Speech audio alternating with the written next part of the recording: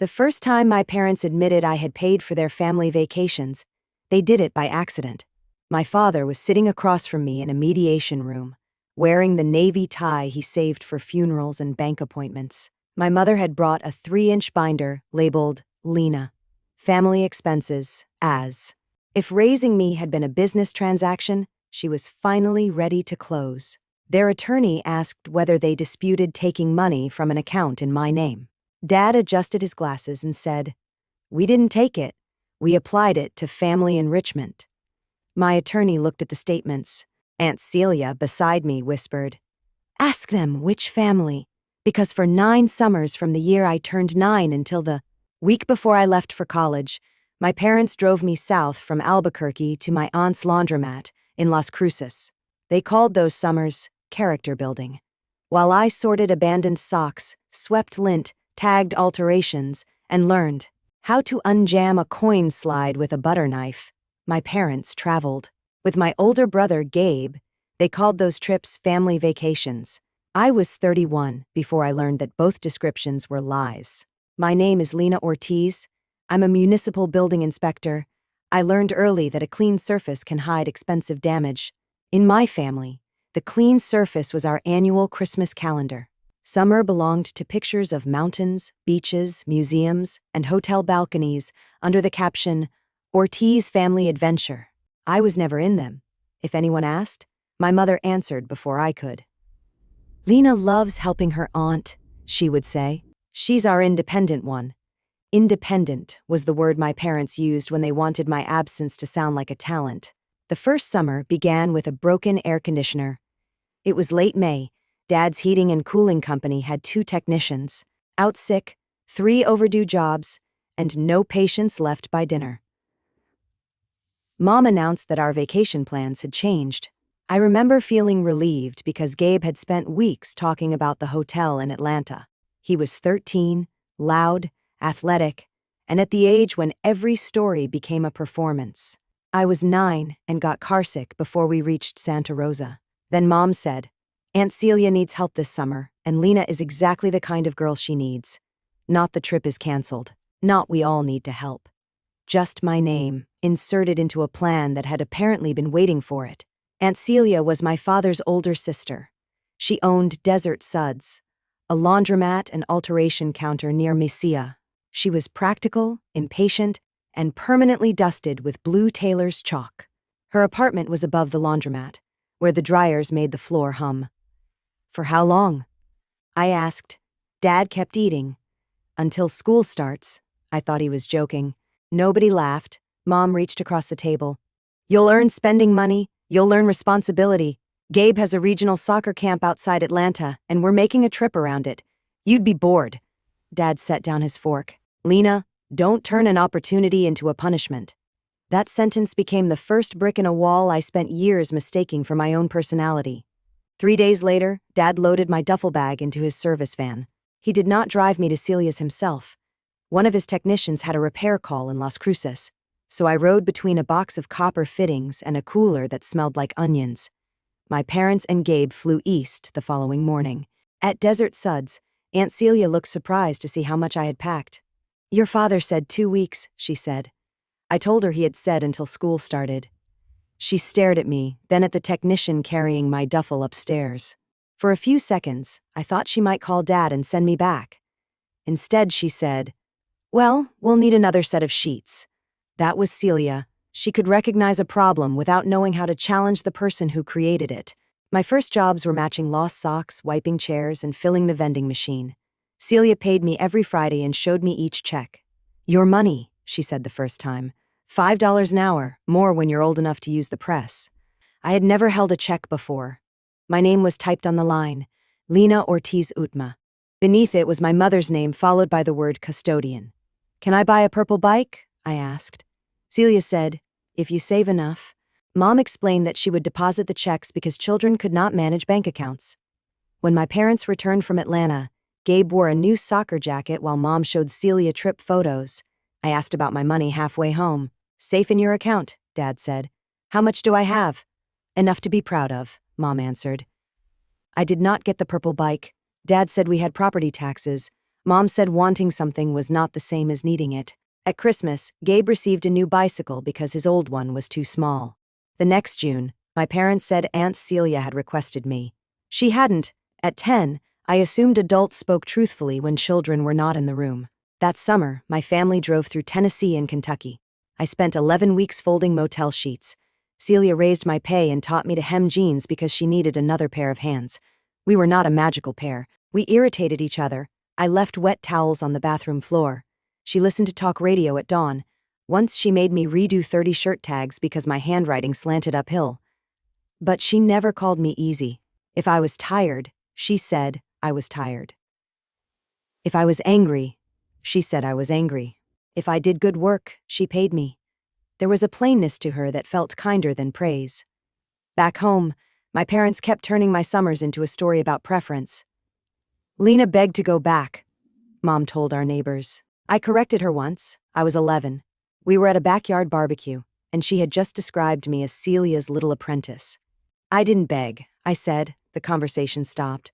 Mom smiled without showing her teeth. You packed before we asked. That was true. By the third summer, I had learned that packing early gave me control over one small part of leaving. On the drive home, Dad told me I had embarrassed my mother. Gabe stared out the window and pretended to sleep. I apologized before we reached our street. That became the family arrangement. My parents made the decision. I made it look voluntary. Everyone got to feel decent. The vacations grew more elaborate after Gabe stopped playing competitive soccer. That should have ended the excuse, but excuses are rarely load-bearing. Once people get used to the result, they find a new reason to keep it. There was a houseboat on Lake Powell, a train along the California coast, Quebec, Charleston, and the Pacific Northwest. Gabe appeared between my parents in every calendar, taller each year. When I was 14, I asked why I could not join them for just 1 week. Mom was sealing an envelope at the kitchen counter. Celia depends on you. She has employees. Not employees she can trust like family. Then Gabe can go help her and I can come with you. Dad looked up from his laptop. Gabe has college visits. At a resort? The room went silent. He closed the laptop slowly. Your brother needs exposure, contacts, confidence. You already know who you are. It sounded almost like a compliment. That was Dad's gift. He could wrap an unequal decision in language that made resistance feel selfish. I went upstairs, opened the Christmas calendar, and cut my family out of the Lake Powell picture. I kept the empty water and threw away the people. Gabe later left $20 on my desk for snacks, but when I asked whether he had ever requested that I come along, he left without answering. He was a child benefiting from a system he did not create and did not want to examine. That did not make him innocent. It made him ordinary. By 16, I could run desert suds for an afternoon, balance the coin count, and handle the motel account.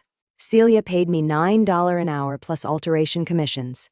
Every check went into an envelope for Mom. I stopped asking about the balance. Instead, I started keeping numbers. I wrote my hours in a green composition notebook. I recorded checks, tips, alteration commissions, and the cash Celia gave me for lunches. Numbers did not soften their voices or change the subject. If a column was wrong, it stayed wrong until somebody fixed it. That notebook helped make me an inspector, someone who asks whether what people built matches what they promised on paper. The summer before senior year, I worked 50-hour weeks while Celia recovered from hand surgery. I made deposits and slept with my forearms aching. My parents and Gabe went to Banff.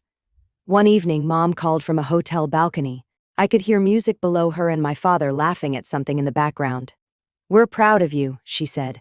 "Celia says you're saving her business." I was too tired to be careful.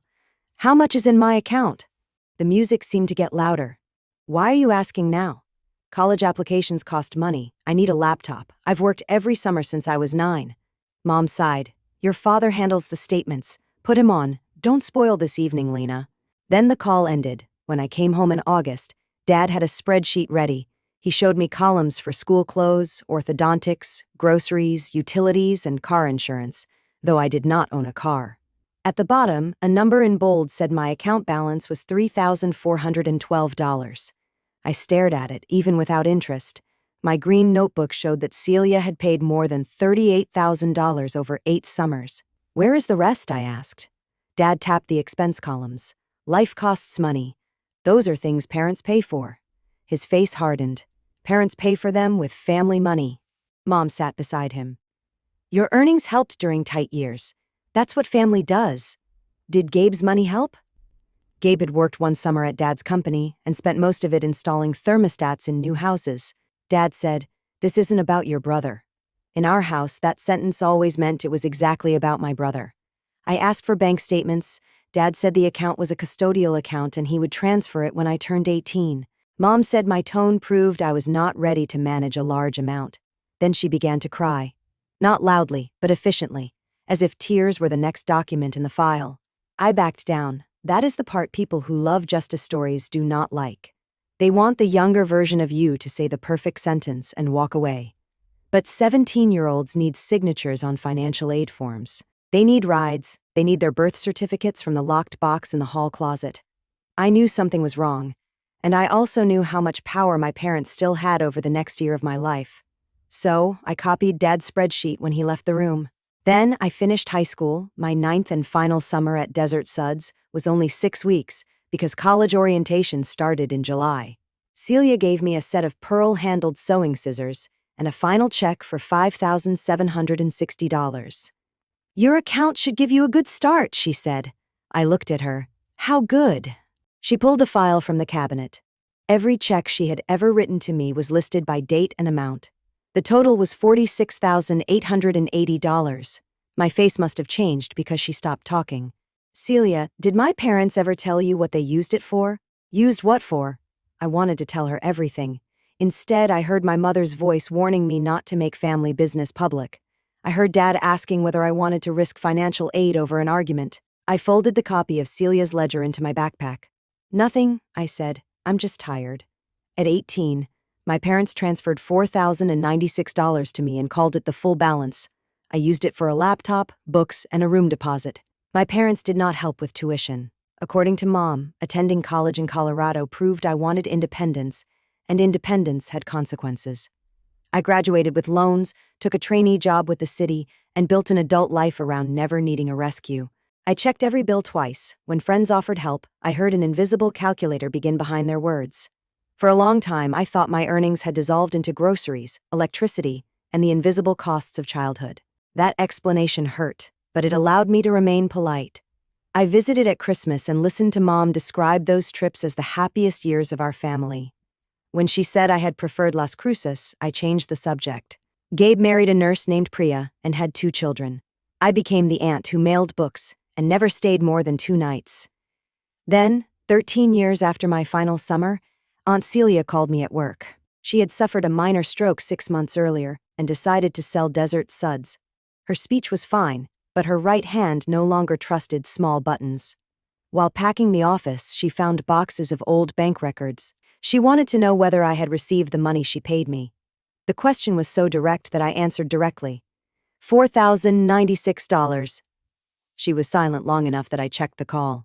Say that again, I did. 3 days later, a package arrived by certified mail. Inside were copies of 73 canceled checks, Celia's payroll ledgers, and deposit receipts stamped by the same credit union my parents still used. There was also a note in Celia's block handwriting. I thought paying you made it right. I should have checked where the money went. I am sorry I accepted your labor without protecting the child doing it. I sat on my kitchen floor with the papers arranged around me by year. The checks proved the money had existed. They did not prove where it went. For that, I needed the account statements. The credit union said the old statements were archived. Because the account had been in my name, I could request them. I signed the forms, paid the research fee, and waited. During those weeks, I built a file, Dad's spreadsheet, my green notebook, Celia's tax records, and travel dates from Mom's photo albums. It felt like turning family memories into exhibits. Then the statements arrived. There were 96 pages. The first withdrawal came 4 days after Celia's first deposit. $1,200 marked Atlanta lodging. Later statements showed Tennessee rental and Lake Powell deposit. Year after year, the withdrawals aligned with the trips in the Christmas calendars. Train tickets, hotel deposits, a travel agency payment, passport fees for Quebec, a resort charge in Charleston. The Banff summer showed 3 withdrawals totaling $6,300, including one made the morning after I asked Mom for the balance. My labor had not disappeared into the electric bill. It had purchased the empty place where I should have been. I did not cry, I made a table. Some people scream when their childhood changes meaning. I adjusted column widths and added dates. The original withdrawals totaled $42,784, with the remaining balance transferred to me. Every dollar Celia paid was accounted for. My parents had not merely favored Gabe with their own money, they had sent me away to earn part of the money required to leave me behind. The next surprise came from my brother. I called Gabe and asked him one question. Did you know my summer wages paid for the trips? He laughed at first, a reflex. Then he realized I was not joking. What wages? I explained the account. He kept saying no, not as an argument, as if one word, repeated enough times, might hold up a ceiling.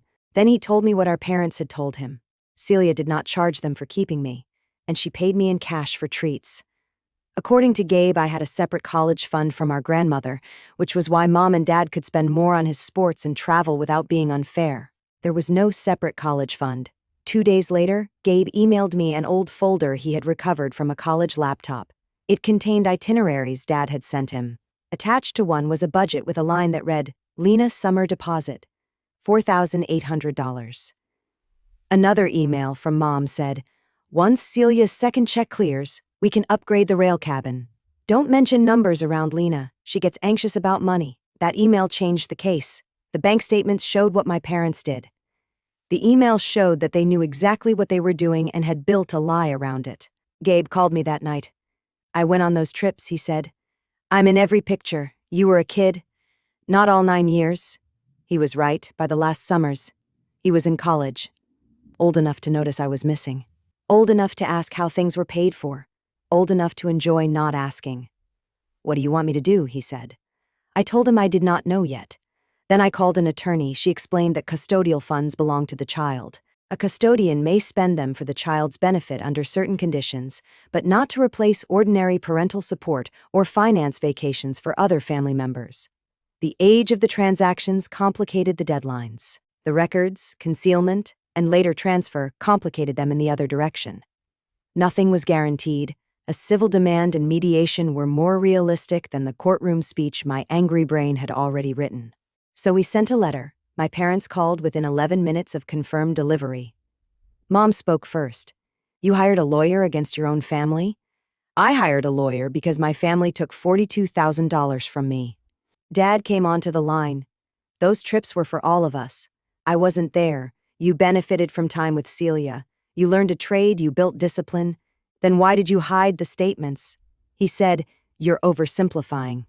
That was the first time I understood how useful complexity can be to people who control the records.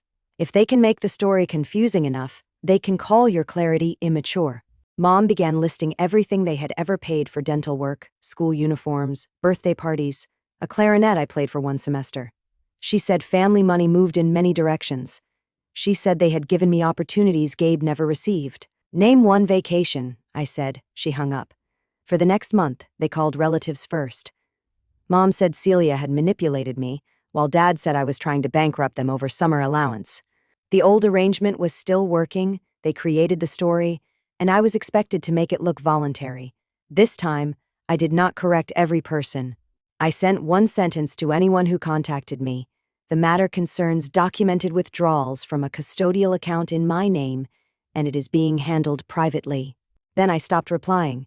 My parents agreed to mediation only after my attorney requested preservation of their financial records and raised the possibility of formal discovery.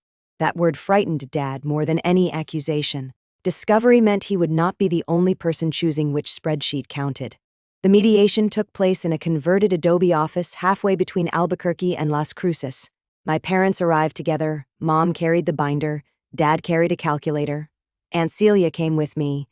Before we went in, she said, I need to tell you something you won't like. I waited.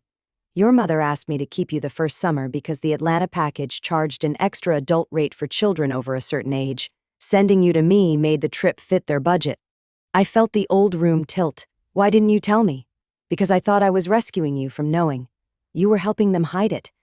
Yes, she did not defend herself. That mattered more than I expected. Inside, my parents' binder turned out to contain every ordinary cost of raising me from age 9 to 18. Mom had highlighted groceries. Dad had assigned percentages of utilities to my bedroom. They included health insurance premiums, field trips, the used car I sometimes borrowed, and estimated mileage for driving me to school. At the bottom was a total larger than my earnings. Mom slid the binder toward me. If we are accounting now, then account for everything. My attorney did not touch it. Parents cannot invoice a child for ordinary support to offset the child's custodial property, she said. And none of this explains travel charges made for 3 people while Lena worked in another city. Dad insisted the trips strengthened the family unit. That was when he used the phrase family enrichment. Aunt Celia whispered, "Ask them which family." So I did. Dad's eyes moved to the calculator. Mom's hand tightened on the binder. "The family you kept leaving," I said, "or the family in the photographs?" Mom told the mediator I was jealous of Gabe. For years, that accusation would have silenced me, because some part of it was true. I had been jealous. I had wanted the hotel elevators, the train cabin, the houseboat, and the simple proof that my presence was worth an extra ticket. This time, I said, I was a child excluded from family trips. Jealousy was a normal response, it was not permission to take my wages. The mediator asked my parents whether they disputed the bank statements or the emails. They did not. Then Gabe arrived. I had not asked him. He walked in carrying a slim folder and sat near the door, separate from both sides. Dad said, "This doesn't concern you." Gabe looked at him.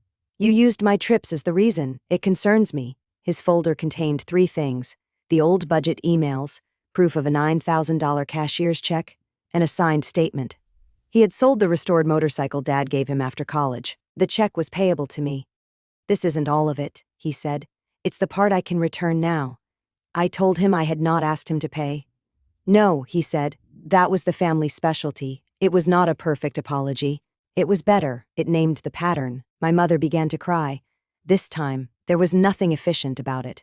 She said they had been scared when Dad's company lost 2 major contracts. She said the first Atlanta trip had already been promised to Gabe after a hard year at school. She said canceling it would have felt like failing him. Once they used my first deposit, the second summer felt easier. Then the trips became the one time she and Dad did not fight about money. "Gabe needed us," she said. "You were always fine with Celia." There it was, the belief beneath every transaction. Need had become a competition, and the prize went to whoever looked least capable without it. I asked, "Did you ever consider taking neither child on a vacation you couldn't afford?" She covered her face. Dad did not. He looked at the statements and said, "I thought I would replace it." "When?" "When the business recovered." "It recovered 6 years ago." He had no answer. The final agreement took 7 hours and 2 separate rooms. My parents would repay the original withdrawals minus Gabe's voluntary payment, plus a negotiated portion of lost interest and my legal fees. They would sell their travel trailer and use part of a home equity line for the first payment, then make monthly payments for 3 years. The settlement did not bankrupt them. It did force them to give up comforts they had protected while calling my labor a family contribution.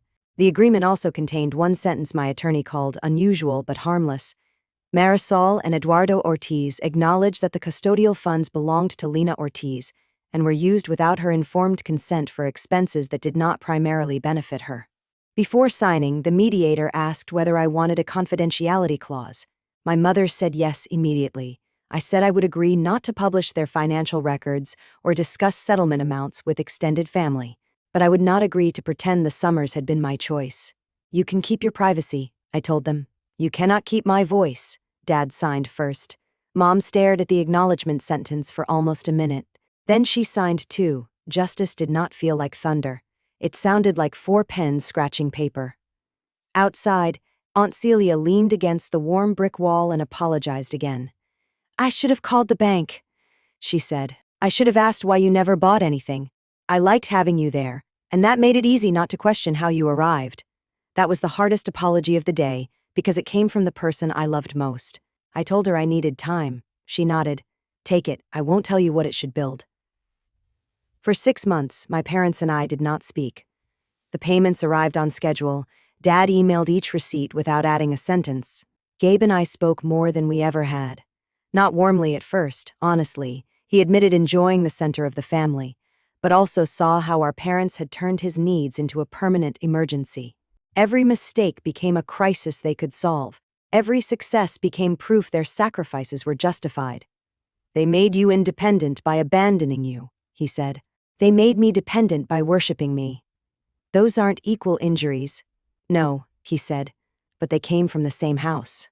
Priya told me Mom had already begun calling Maya the sensitive one, and Nico the easy one. Gabe and Priya stopped those labels before they hardened. No one in their house would be assigned to be fine.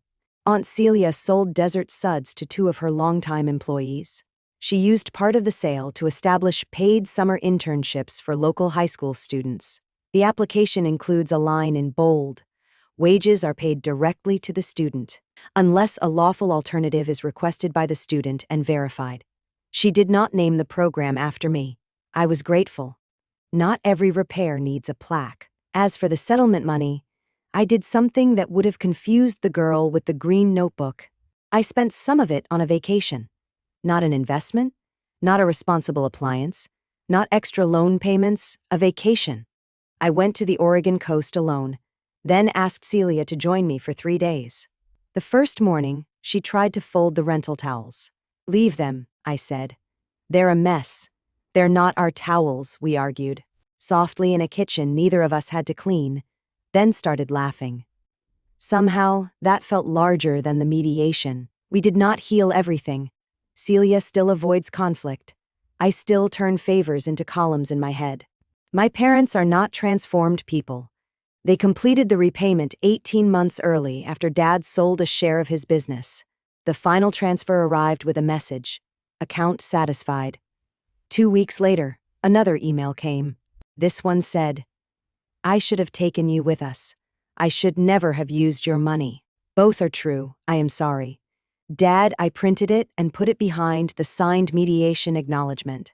Not because it erased anything, but because inspectors record repairs as carefully as violations. Mom's apology took longer.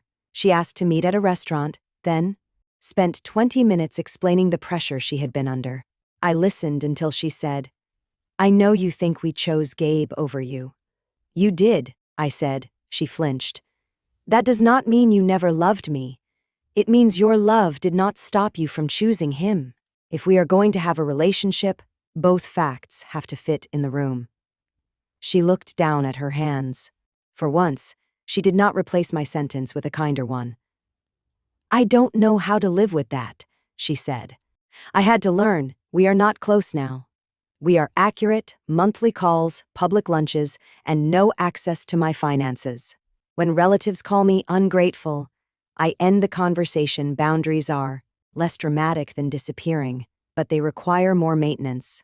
Last summer, Gabe invited me to a rented cabin near Durango. My first instinct was to say no. Work was busy, and I did not want to intrude. Then Maya came onto the video call wearing swim goggles and said, Dad says you always work in summer. Are you allowed to have fun? Children can locate the weakest beam in a sentence without any training. I went. Rain canceled our hike, so we played cards while Gabe burned grilled cheese. Nobody assigned anyone a role. It was ordinary. That was the gift. Before we left, Gabe used a timer for one family picture. I was at the edge, half turned because Nico had grabbed my sleeve. I was ready. I just wasn't posed. Gabe sent it with no caption.